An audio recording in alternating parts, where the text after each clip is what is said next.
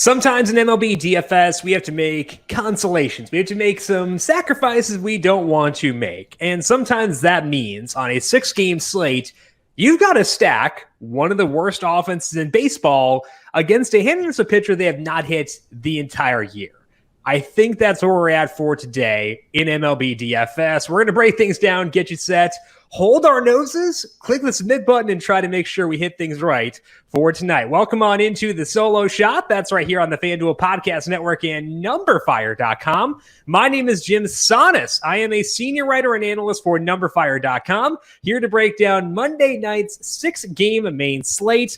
Lock set for 7-10 this evening, so 5 additional minutes to ruin your lineups if you so choose. Weather for today, it is a little bit chilly in New York for the Mets and the Rockies. Temperature there is 62 degrees, while all others outside of Oakland are at 76 or higher. So that actually is a downgrade there. The wind is blowing out at 11 miles per hour for that Mets game, but even when you add in the wind, I would say this is still a downgrade to bats because the temperature there low enough to constitute that for sure. There's a chance of rain in Minneapolis for the Twins and the Orioles. Looks fine to start, but may pick up around the 6th inning or so.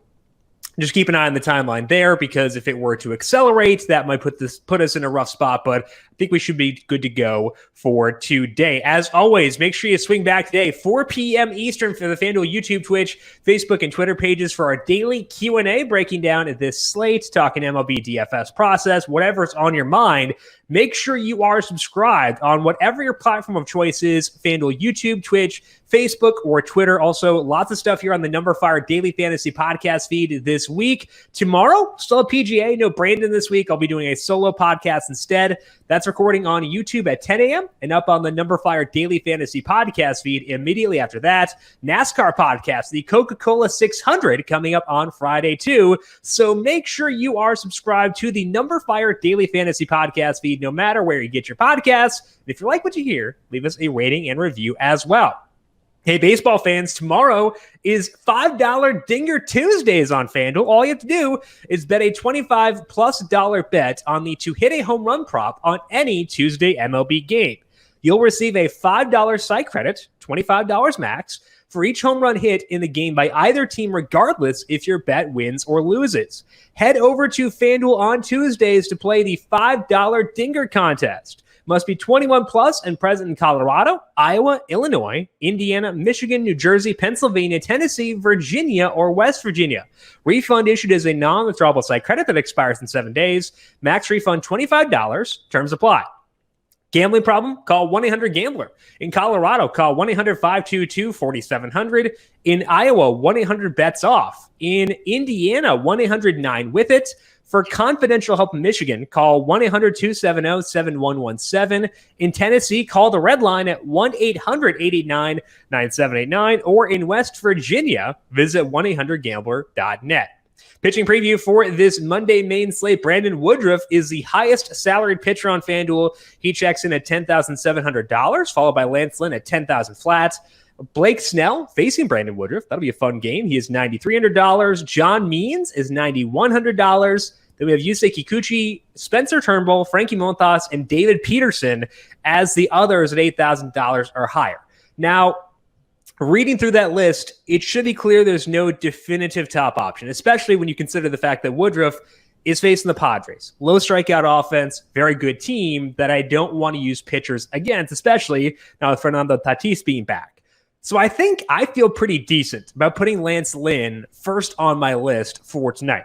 He's at home and facing the Cardinals. I view that as a plus matchup, just not a plus matchup, if that makes sense, because they are, not a great offense, an 89 WRC plus against righties.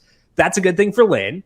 The downside, and the reason they're not a plus matchup, is that they have just a 23% strikeout rate.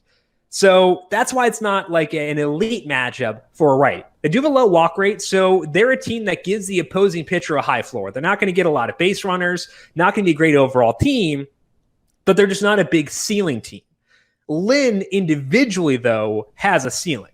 In his 7 starts this year, he has a 3.70 skill interactive ERA with a 28% strikeout rate, and that strikeout rate could be higher, but he's had a bunch of repeat matchups. He faced Cleveland twice in a row. He faced Minnesota twice in a row. He's faced the Royals twice in a 4-start span. And the first time those teams saw him, he did really well. He had 11 strikeouts.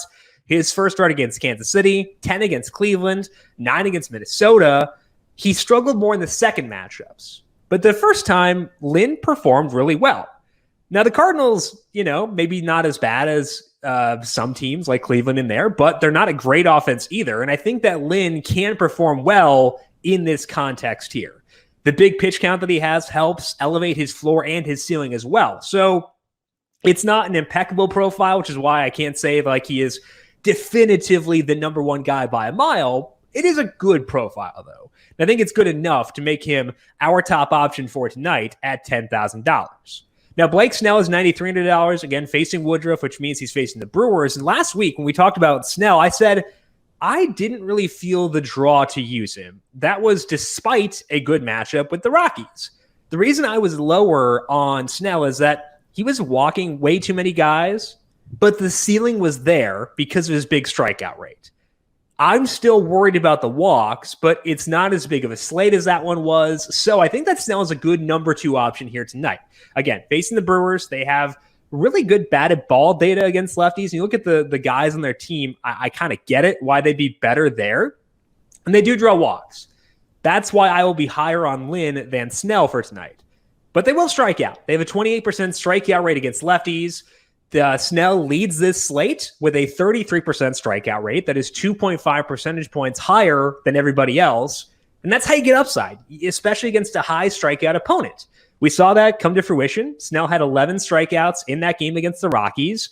That is 3 more than he's had in any other start this year. And it's also the first time he's finished 6 innings.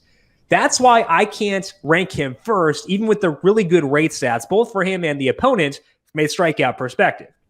So Lynn has a big pitch count edge on Snell. He's got, I think, a better overall, safer profile. He's at home. Snell's not. So that's why I feel very good putting Lynn first. Snell, though, does have 60 points inside his range of outcomes, and that's enough to make him the number 2 option for tonight. So to me, in the top range, it's Lynn 1, Snell 2. I probably would go Woodruff 3 eventually just because he is good enough to justify that. But the matchup being what it is makes it where I don't think he's as much of a must-have play as he usually would be. As far as the value options go, we have Spencer Turnbull at $8,600. This is his first start post no-hitter, and that no-hitter was a surprise. I was not on him for that game despite a plus matchup there. But it looks like I may have overlooked some signals heading into that game. So I don't think it was a fluke, and I'm willing to use him against Cleveland here. Part of it is the matchup. Cleveland, an 85 WRC plus against righties with a 25% strikeout rate. They have a low walk rate too, which is very good for a pitcher. And Turnbull contributes to this too. It's not just a matchup-driven type thing. He is throwing a ton of, we'll call them wipeout pitches right now. It depends on how you classify it because he throws a cutter at Pitch Info. He does not throw a cutter at Baseball Savant. But either way, he's throwing those pitches more recently. And it's working because over his past 3 starts, Turnbull has a 26% strikeout rate. He has a 3.08 skill interactive ERA and a 4% walk rate. He's allowing no hard contact against him. It's an ideal profile, except you'd like the strikeout rate to be a little bit higher. And that strikeout rate might not stick. But even if we look at just the full season numbers, he's been good. He has a 22% strikeout rate. That's low, but he had a couple starts where he didn't get a lot of strikeouts, spent under 20% in just 2 out of his 6 starts. So I think if he does regress, if that strikeout rate does come down, he should still be good. If he keeps the nastiness up, he could be really good. That's enough for me to be in on him here when it's, it's a shorter slate for sure. It's a similar discussion that we had with Snell, where there is enough here for me to like him, but there's not enough here for me to love him. So and I'm not going to push him above Lynn. I think that all 3 of Lynn, Snell, and Turnbull are worth considering. And I don't think there's a definitive way you must play this one. So if you have a strong inclination towards Turnbull, think he's turned the corner, cool. I will not push back on that at all. I think that makes sense, but I do think that, to me at least, it is Lynn 1, Snell 2, Turnbull 3. We'll talk about one more guy in things to watch. Before that, though, let's talk about some stacks here. Kwang Young Kim, really good results both last year and this year, which means we're getting to a large sample where he's been great. 1.62 ERA last year, 2.73 this year, which is just really impressive. I feel like it's not certain that it'll stick, though. Like, it just feels like there's still some room for regression here. And he's facing the top team in the league against lefties. So I think we should stack the White Sox tonight. The advanced data says that Kim should regress. It's not just a feeling I have that he'll regress. The advanced stats back this up. His expected ERA at Baseball Savant is 4.56.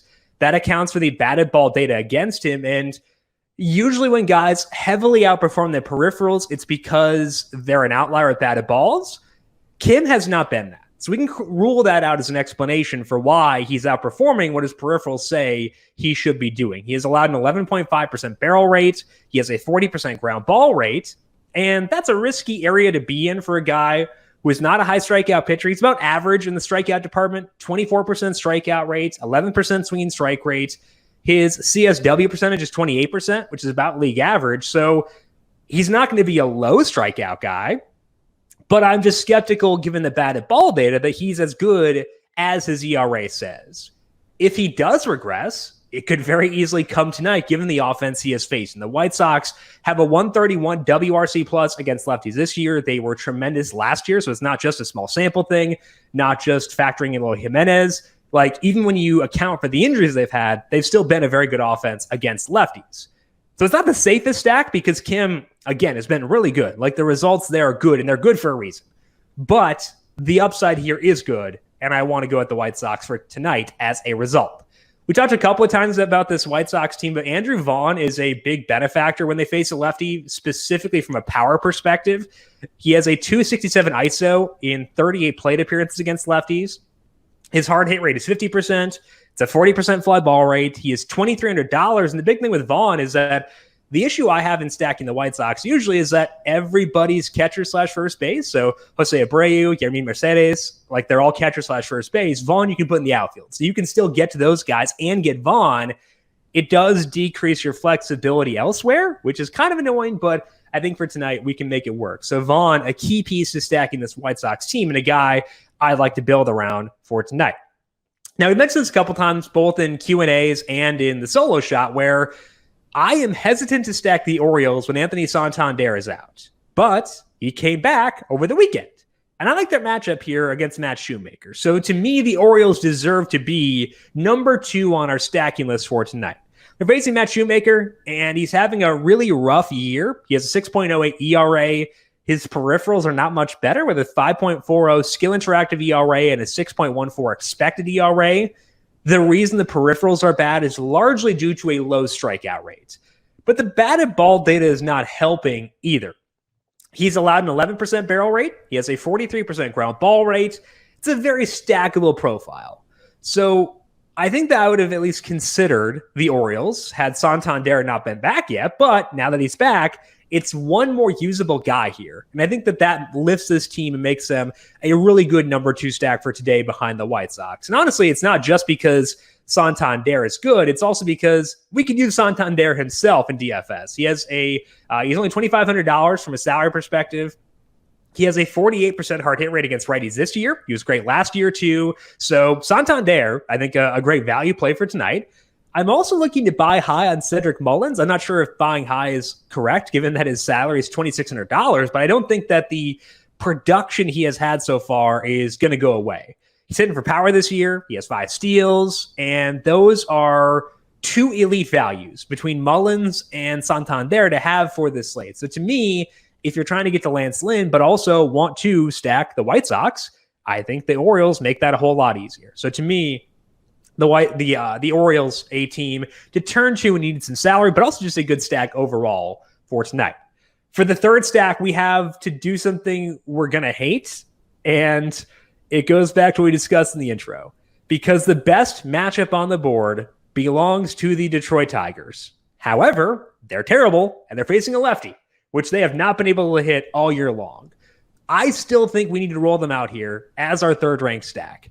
It ain't great. It doesn't feel good. I am not feeling super confident in this one, but we got to pinch our noses and see what happens here, because I think that the Tigers, all things considered, do deserve to be third on our list. If there were any other team facing Sam Hentges, they'd probably be at the top of our list, but downgrading them to third, I think, feels appropriate. Hentges, he's had 2 starts so far. It's been a mixed bag. He threw 4 2/3 shutout innings in his first start.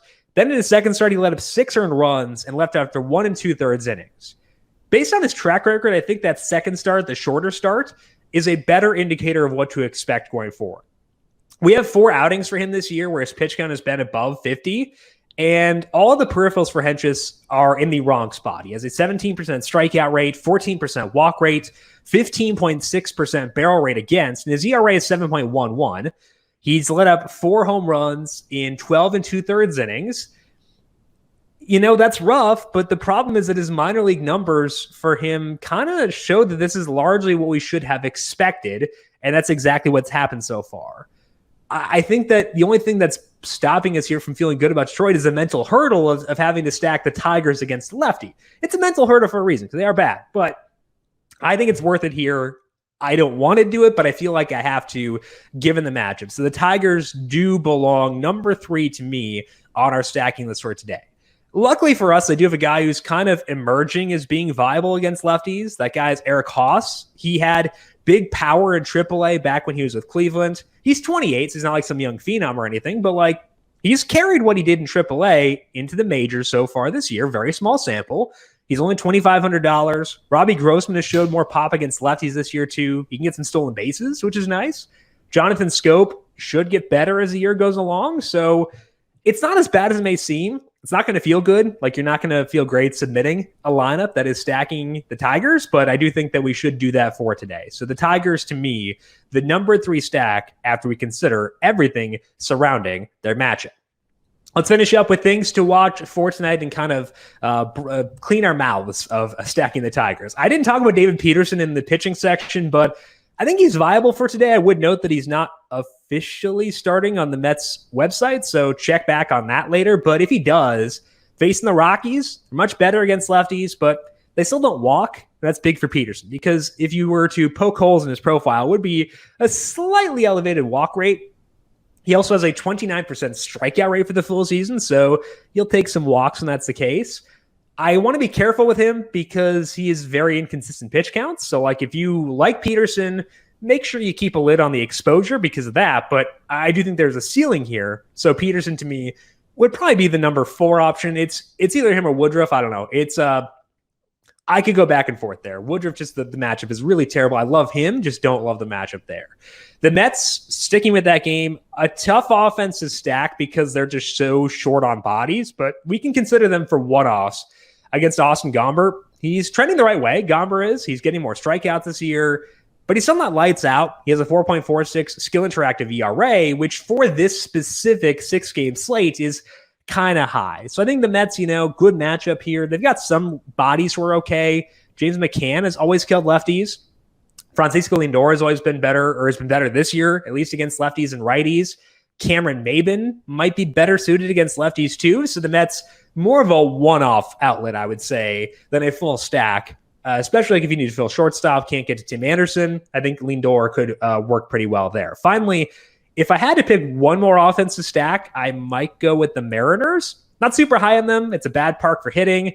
They're facing Frankie Montas, and he is a talented pitcher who seems to finally be slowly on the upswing right now. But he's still not a high strikeout guy. He's still letting up barrels, and that could be enough for the Mariners to do something, just not super itchy to get there. So if you need more bats, I would say check out the Mets, check out the Mariners, but I rank both below the Tigers against the lefty. So we'll see how that goes for today. If it doesn't go well, feel free to yell at me in the comments for Tuesday's Q&A show. But again, back tonight, 4 p.m. Eastern, you can yell at me in advance of the Tigers absolutely getting no hit for tonight against Sam Hentges. That is all that we have here for today. 4 p.m. is the Q&A, YouTube, Twitch, Facebook, and Twitter. Also, make sure you are subscribed to the numberFire Daily Fantasy Podcast feed to get these podcasts right as they are posted. We are on Apple Podcasts, Spotify, Stitcher, Google Podcasts, TuneIn, Radio.com. Wherever you get your podcasts, you can find us by searching for the numberFire Daily Fantasy Podcast feed. If you have questions before 4 p.m., I am on Twitter at Jim Sonis. JIMSANNES. You can also follow the FanDuel Podcast Network at FanDuel Podcast. Big thank you to Calvin Theobald, our video producer, for setting up the video broadcast for today. Thank you, Cal, as always. And thank you to everyone for tuning in. Good luck to you with your MLB DFS lineups for tonight. We'll talk to you once again tomorrow. This has been the Solo Shot right here on the FanDuel Podcast Network.